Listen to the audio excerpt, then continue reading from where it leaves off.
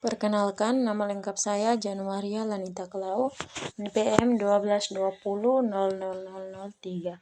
Di sini saya akan menjelaskan materi perdagangan internasional menurut teori Heckscher-Ohlin. Pertama kita melihat pengertian teori Heckscher-Ohlin. Dikenal sebagai teori faktor-faktor produksi, adalah suatu kerangka kerja ekonomi yang menggambarkan perdagangan internasional berdasarkan perbedaan dalam faktor-faktor produksi antar negara-negara. Teori ini dikembangkan oleh dua ekonomi Swedia, Eli Heckscher dan Bertil Ohlin tahun 1919 dan 1933. Model teori Heckscher-Ohlin. Faktor-faktor produksi. Teori ini berfokus pada dua faktor produksi utama, yaitu tenaga kerja dan modal. Negara-negara memiliki perbedaan dalam kelimpahan faktor-faktor produksi ini. Perbedaan teknologi, negara-negara dengan kelimpahan tenaga kerja cenderung mengkhususkan diri dalam produksi barang yang memerlukan tenaga kerja lebih banyak, sedangkan negara-negara dengan kelimpahan modal cenderung mengkhususkan diri dalam produksi barang yang memerlukan modal lebih banyak.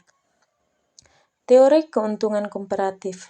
Teori ini menyatakan bahwa negara-negara akan memperoleh keuntungan dari perdagangan internasional dengan mengkhususkan diri dalam produksi barang yang memanfaatkan faktor produksi yang mereka miliki dengan kelangkaan. Kemudian asumsi-asumsi model Heckscher-Ohlin. Mobilitas faktor produksi. Teori ini juga mengasumsikan bahwa faktor produksi tenaga kerja, modal sulit untuk dipindahkan secara bebas antar negara. Ini membuat sumber daya cenderung tetap di negara asal mereka. 2. Teori Heckscher-Ohlin. Teori HO kemudian mencoba memberikan penjelasan mengenai penyebab terjadinya perbedaan produktivitas tersebut. Teori HO menyatakan bahwa perbedaan produktivitas karena adanya jumlah dan proporsi faktor produksi yang dimiliki oleh masing-masing negara, sehingga selanjutnya menyebabkan terjadinya perbedaan harga yang dihasilkan. Kemudian, analisis teori HO menggunakan dua kurva. Pertama adalah kurva isi kos, yaitu kurva yang melukiskan total biaya produksi, serta kurva isi kuan yang melukiskan total kuantitas produk yang sama. Teori ekonomi mikro menyatakan bahwa jika terjadi persinggungan antara kurva isi kuan dan kurva isi kos, maka akan ditemukan titik optimal, sehingga dengan menetapkan biaya tertentu suatu negara dapat memproduksi sejumlah produk tertentu.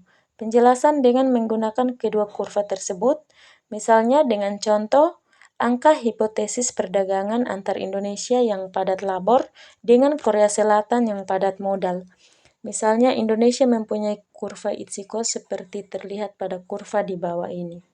Teman-teman bisa melihat kurva di bawah ini. Harga faktor produksi di atas memberikan penjelasan bahwa untuk isi kuan 300 sepatu dengan proses produksi labor insentif.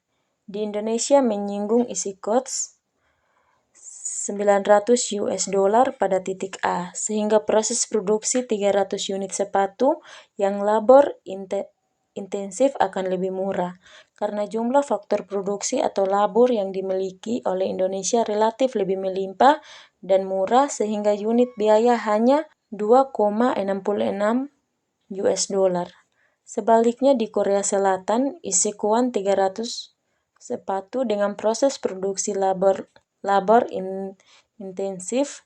Di Korea Selatan menyinggung isu kos 900 US dollar pada titik B, sehingga proses produksi 300 unit sepatu yang labor intensif akan lebih mahal karena jumlah faktor produksi atau labor yang dimiliki oleh Korea Selatan relatif lebih sedikit dan murah, sehingga unit biaya menjadi 10 US dollar.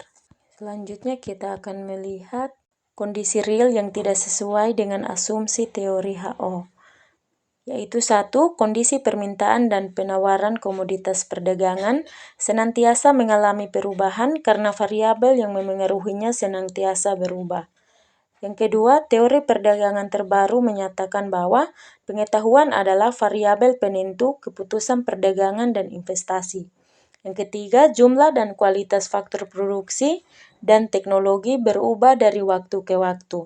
Yang keempat, variabel ongkos transportasi dan perhitungan. Kemudian kita akan melihat kelemahan asumsi teori HO.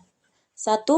Asumsi bahwa kedua negara menggunakan teknologi yang sama dalam memproduksi adalah tidak valid.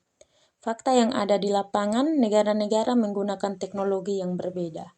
Yang kedua, asumsi persaingan sempurna dalam sebuah pasar produk dan faktor produksi lebih menjadi masalah. Hal ini karena sebagian besar perdagangan adalah produk negara industri yang bertumpu pada diferensiasi produk dan skala ekonomi yang belum bisa dijelaskan dengan model faktor endowment HO.